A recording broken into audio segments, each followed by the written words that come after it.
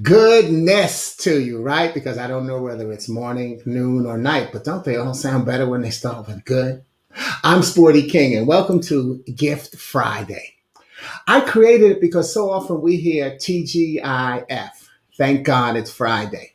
But I say, what allure does Friday have to that person who took their last breath on Thursday? Or any day before that, for that matters. So I use what I learned from Psalm 92 and 2. It is good to proclaim your unfailing love in the morning, your faithfulness in the evening. And that's why instead of using TGIF, I use TGIT. Thank God it's today. And then TGIT, thank God it's tonight. Because to go to sleep, wake up, go through a whole day, then get a chance to go to sleep again, that's something to be thanking God for. And so I add to that the message I learned from Matthew 6 and 34. That is, don't worry about tomorrow, for tomorrow will bring its own worries. Today's trouble is enough for today, as is today's blessing. That's why I want to give you a different way to look at TGIF. Let's look at it as trusting God is free. Trusting God is free. Think about it. What does it cost for you to be blessed with the most important gift of every day? Waking up. Doesn't cost you a dime. And that still moves us to recognizing that when we move the T in TGIF from the front to the end, we get GIFT. And what we should be really thanking God for every day. And that is the gift of life. That's why I call it Gift Friday. God is for today. And that's what we have to do is recognize that as we enjoy this gift, how can we share it? Well, I share it every Friday by reading one of my original inspirational poems here on Gift Friday. And then what I do is I drop it as a colorful PDF copy that you can download and gift to yourself. I'll drop it here in Facebook, but you'll also be able to get it on my website. So you'll hear me read it here, and then you can figure out how you can use it to inspire yourself, your people, your family, your company. You can use it to inspire and make things better for yourself because that's what we have to do. So here you hear me share it, and then you make sure you download it and drop it and download it after I drop it in, which will be about 5 or 10 minutes after the broadcast. But today, as we continue through this pandemic, many people, and I say, by the way, I say continue through it because it's not over. So many people have learned new things about themselves and their beliefs. So I've chosen a poem that speaks to the plight of being empathetic. Today's poem is from my book, I Found Out I'm Dying, a celebration of life. And in fact, I think the poem will highlight one of the messages in the title of this book. You see, the title shows how often we get caught up in the headlines and we miss the message in the subtitles of victory. This book is not at all about dying. It's about LIFT. It's about lessons intended for everyone about living, not at all about dying. And in fact, what we have to do is recognize that as we live, and you've heard me say it before, I think one of the most important lessons is choosing your messengers carefully and recognize that you're carefully being chosen as a messenger.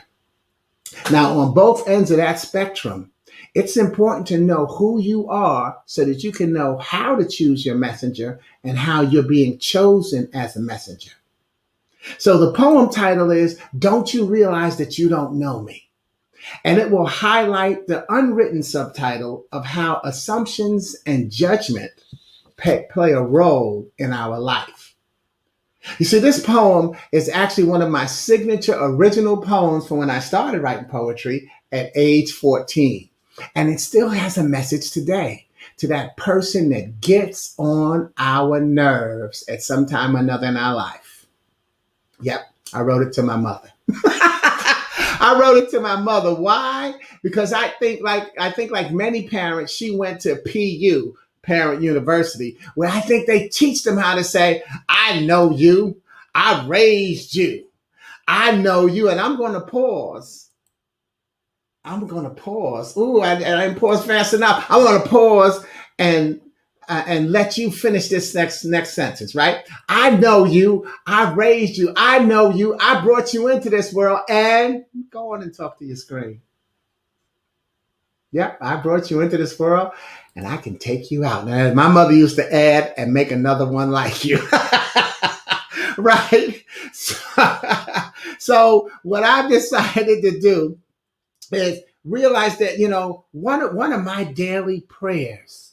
I'm skipping something. Oh, okay. Sometimes I go too fast. Okay, all right. I make another one like you. But now, even as you hear this poem, I want you to hear the defiant teenager talking to my mother on the inside. Those words never did make it to my lips right away.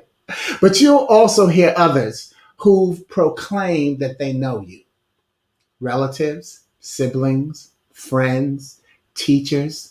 And I think you'll also hear yourself, because you've done that to someone else as well. You've judged somebody by the headline instead of the subtitle as well.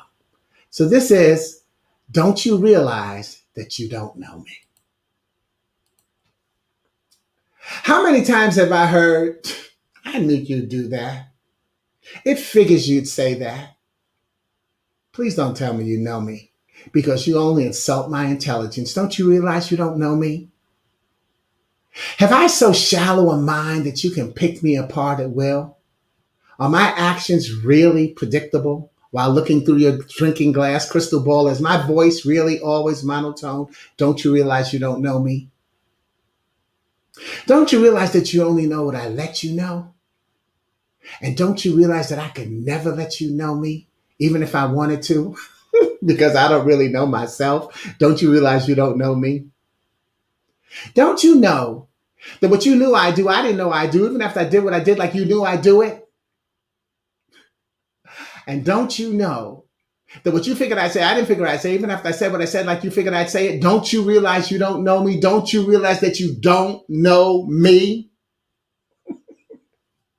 And in slow motion, don't you know that what you knew I do, I didn't know I do, even after I did what I did, like you knew I do it? Ever had that happen? I knew you'd do that. I knew you were going to knock that glass over. You're a jinx.